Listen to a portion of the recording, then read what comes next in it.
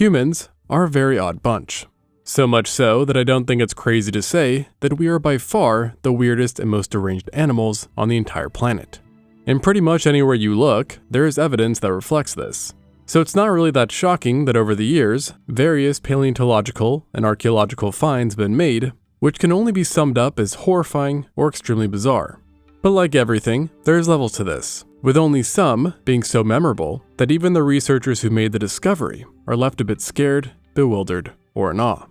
And a single find that managed to give scientists all three of these emotions was the discovery of a mass grave in Italy, or rather, in Acropolis, which contained the bodies of over 200 individuals that dated to over 1500 years ago. Now typically, finding hundreds of bodies would be the most alarming part of such a discovery, but not this time. Instead, what really grabbed their attention was just a single specimen, a middle-aged man dubbed TUS 380, who had seemingly died between the age of 40 to 50, and had suffered a very rare kind of trauma seldomly seen, an amputation to his mid-forearm. Given the age of his remains, this procedure, if voluntary, would have happened under zero anesthesia, with a bone saw, no antibiotics, and without painkillers after, which is a strong first sign that this dude was absolutely metal. But here's the thing, he was also literally metal, as where his stump would be instead laid a full-on iron knife, pointing in the direction away from the arm and signifying that we had ancient cyborgs before GTA 6. And this knife was by no means for show, as another wild observation the team made was that he lived with this upgrade for many, many years, and showed signs of having endured extreme biomechanical forces. In other words, he used a stabby hand very often. And one pretty grim sign of this was that a good chunk of his teeth were literally grinded down to the pulp cavities, a result of having to constantly fasten his knife straps as they would loosen or go undone. And another good sign that whoever this guy was extremely hardcore, as literally grinding down your teeth to nothingness through overuse has gotta hurt. And he did so apparently while getting frequent bacterial infections and dental abscesses. On top of this, his shoulder also became a sign of the knife's usage, as the bones shifted in a way suggesting that he frequently held his arm in an unnatural position. And then, just in case you needed some more proof, the amputation site itself also showed evidence of intense friction, likely occurring as he wielded his metallic arm. Question is though, what was the knife being used for? And the answer may have been tied to who he was, as he belonged to the Germanic group of people known as the Lombards. And even for ancient times, these guys had cooked up quite their reputation, being known for their aptitude of war and conflict, and leading to the idea that TUS 380 utilized the knife arm in self-defense and battles, which is where he perhaps had originally lost the arm in the first place. So clearly, this was one badass human with an insanely high pain tolerance, and ultimately, despite his setback, he may have ended up overcoming the odds and winning life. Because as mentioned, he likely died around 50, which was relatively old for the time, with the current thought being that natural causes took him out. Now, a peaceful ending to a tumultuous life is something which sadly cannot be said for another much more ancient find, which revolved around a single shin bone. This fossil came out of the Turkana region in Kenya and was dated to 1.45 million years ago. In other words, we are not dealing with a Homo sapien here, but scientists could tell that it, without a doubt, belonged to an ancient relative of ours. But so far, we haven't been able to pinpoint the exact species, as multiple humans lived in the region at the time. And it certainly does not help that this bone is beyond heavily damaged.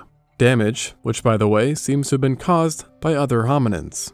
And this wasn't your average kind of trauma, being very deliberate and precise, with 9 incision marks ranging across the shin bone that traced where in life the victim's flesh and muscles would have been nestled, and leading to the disturbing realization that scientists had stumbled upon the oldest evidence of a butchered and defleshed human, which in turn screams cannibalism. And here's the other disturbing part of this find.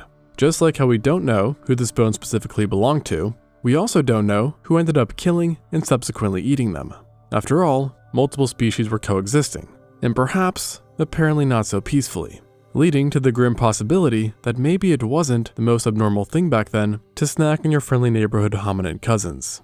It would also be quite on brand for the region, as water sources nearby seemingly fluctuated quite intensely, meaning that droughts would have disrupted the amount of available food sources. And though there have been other discoveries that have competed for the title of the oldest evidence of cannibalism, for now, this shin bone comes out on top, given how straightforward it is. Definitely a bone chiller, pun intended. Although, while mysteries around it remain, it's not exactly super perplexing, and definitely not as confusing as the Rising Star Cave. The name of this place alone is pretty cool, but trust me, the story gets even cooler, or perhaps crazier. This cave is located in the Malmani Dolomites of South Africa, and has only been on modern human radars for a short time, first being mentioned in the 1980s, when it was explored and roughly mapped out by a caving team. However, not much of it ended up being thoroughly detailed, as they quickly realized that it was a deceptively complex cave system filled with many hazards. But eventually, given that it was a cave and located in the cradle of humankind, it was re-examined by an anthropological team, who by sheer luck alone discovered a chamber, now dubbed the Naledi Chamber. And this area held something remarkable: human bones. And not just a couple, thousands of them, over 1,500 to be exact, which together represented 15 individuals who varied in gender and age, with both infants and elders being amongst the pile.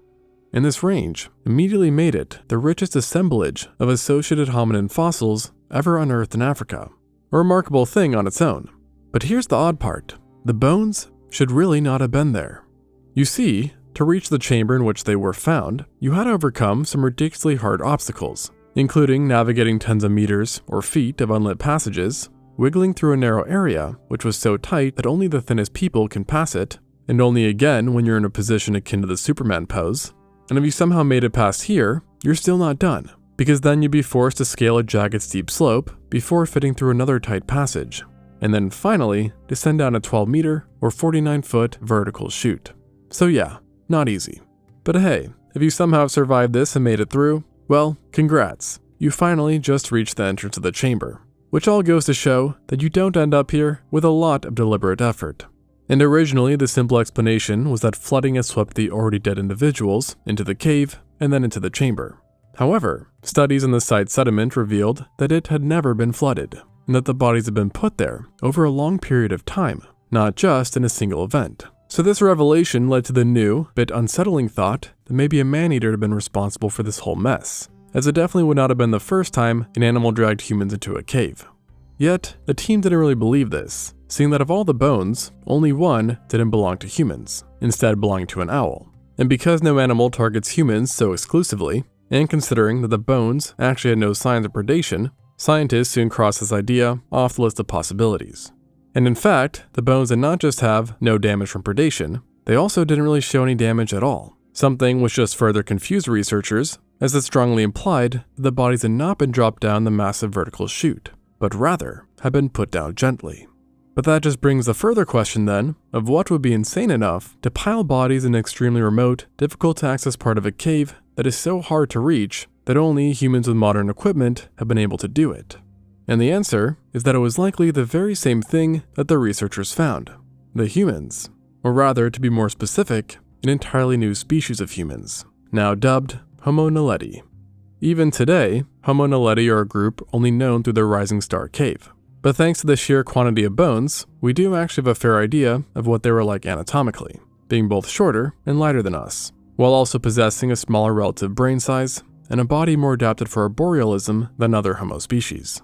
It's currently believed that they existed between 335,000 and 236,000 years ago, making them one of our youngest relatives.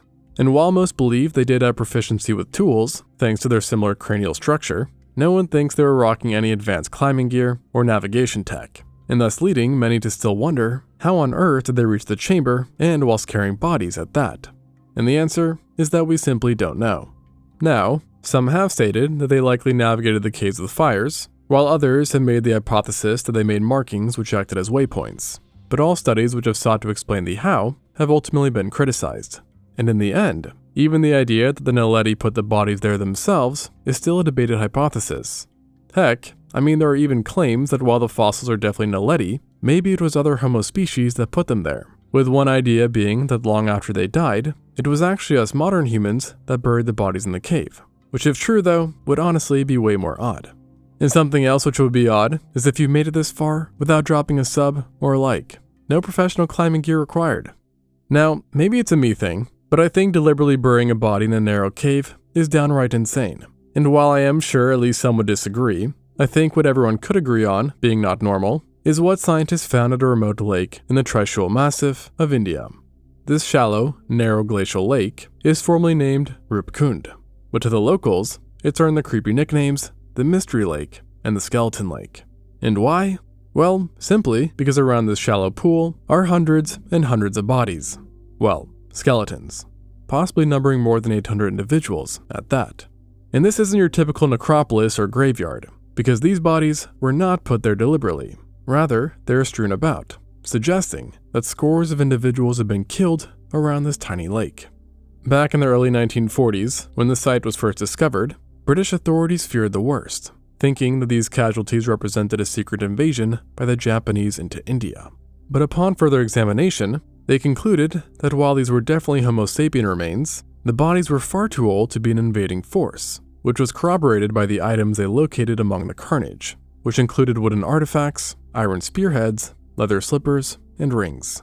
And so obviously, researchers were extremely perplexed as to how so many people had died here at once. And one clue that might have held the answer were the bodies themselves, as due to the surrounding temperature and altitude of the lake, many of the victims were well preserved, in some cases even containing flesh. And what they noticed was that a lot of the individuals were all killed by the same thing, a large, round object. To be specific, on the upper bodies and heads, a common injury which was found was blunt force, that appeared to be in the shape of a fallen object, like a stone or a large piece of ice. And interestingly enough, when talking with the nearby villages, scientists heard about a local legend, which told of an ancient king who, along with his family and entourage, had been killed by a large hailstorm when trying to pass through the mountain.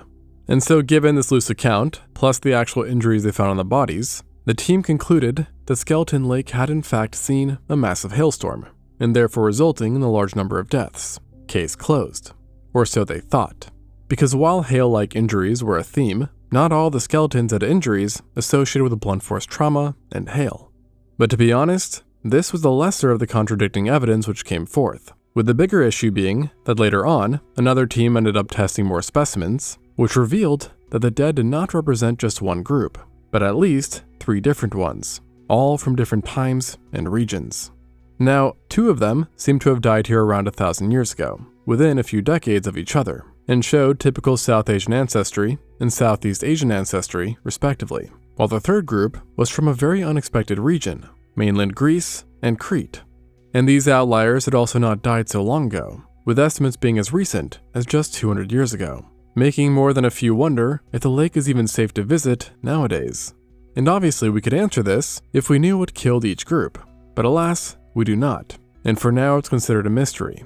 Most still think a hailstorm is what killed at least a few of them, but 3 separate hail events in this one remote location, which were deadly enough to take out humans, seems highly unlikely, especially when combined with the lack of clear injuries. And the whole thing is even more bizarre when you realize that the identified groups came from the analysis of just 38 individuals. So in other words, who knows just how many groups fell victim to Skeleton Lake? So for now, the mystery remains. But mystery does not always equal the spookiest. And something which I personally would feel even more uncomfortable around may have been something actually created out of good intentions. Plastered human skulls. In the 1930s, around the Levant, and especially around the city of Jericho, researchers stumbled upon a frightening object that resembled a human head. It had been constructed through multiple layers of wrapped plaster that were painted and adorned with seashells in order to give the impressions of eyes, hair, and skin. A bit unsettling for sure. Yet nothing compared to when they actually pried open these plasters, as within these plastered mockeries were real heads, or at least what was left of them. In total, over 20 heads were found, which dated to between 10,000 and 8,000 years ago, and primarily represented adult men, although a few were children and women too. Now what's disturbing, beyond the whole head and plaster part, is that the jawbones had all been removed, and that each of these heads had been placed underneath what would have been homes. An interesting place to store heads, no doubt. And this prompted great interest in why people had created them in the first place, with one of the original ideas being that the artists, if you want to call them that, had killed whoever these heads belonged to, and then taken them as trophies, with the plastering process being a bit like what's seen with shrunken heads. In other words, a ritual of sorts.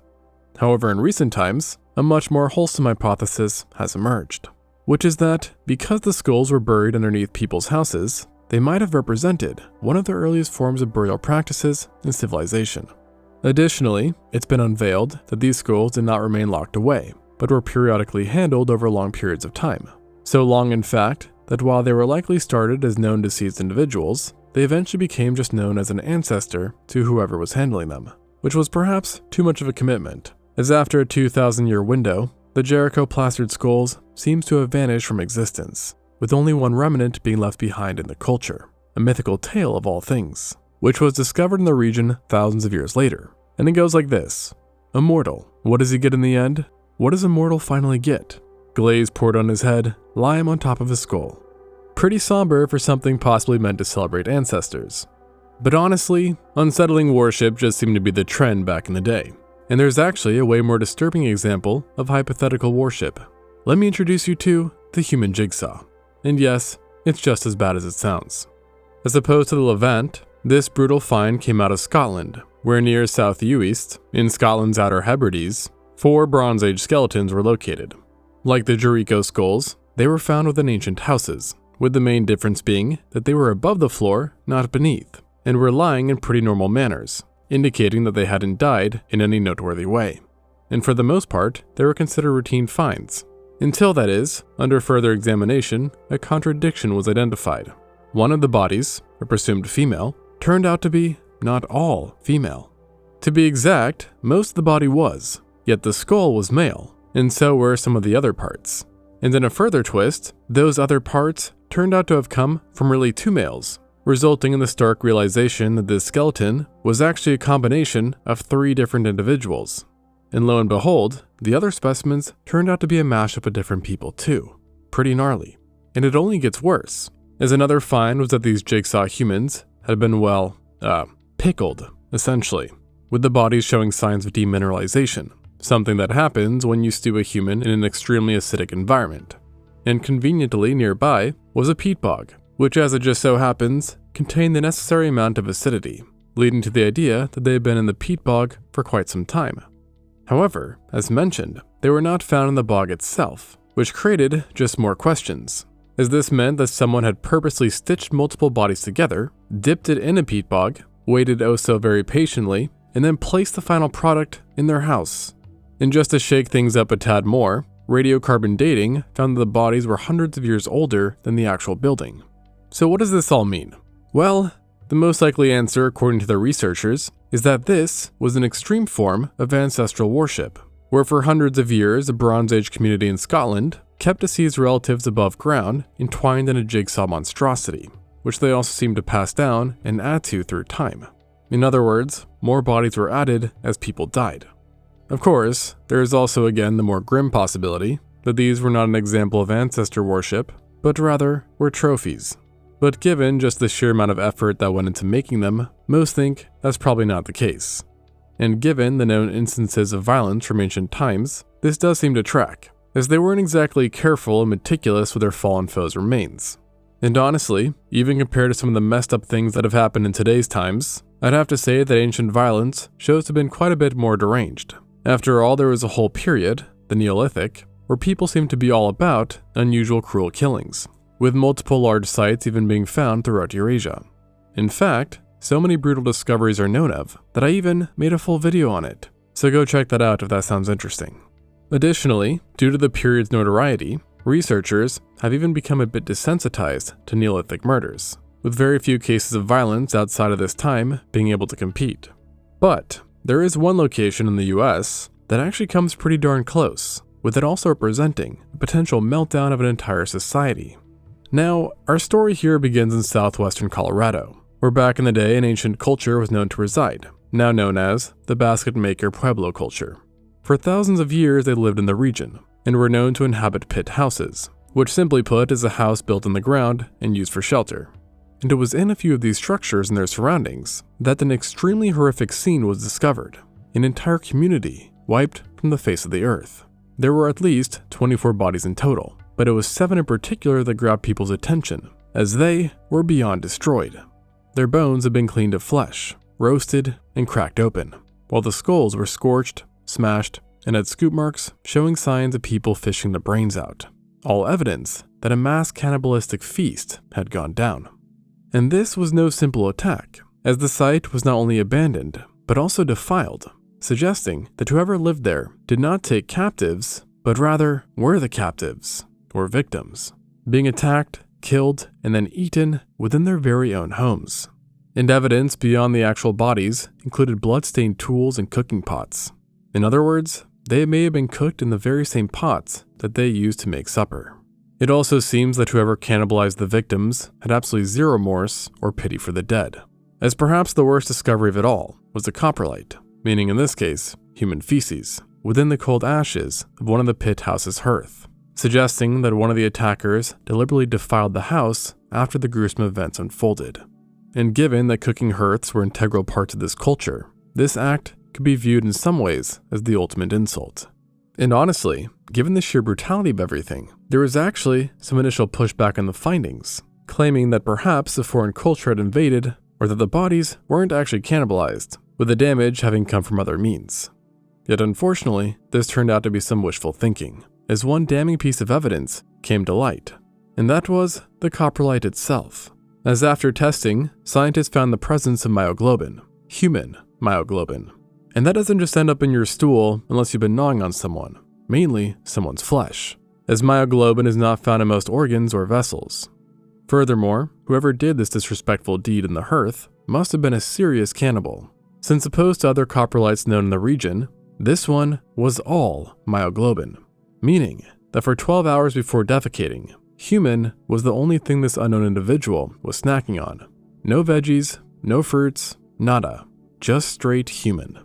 But here's the thing though, while this example is the most brutal one in the locality, it was actually just one piece of a larger puzzle, as out of the blue, researchers noted that the basket maker Pueblo culture had at some point gone from pretty chill to straight killing and eating other humans, a bit similar to what we've seen in other Neolithic cultures.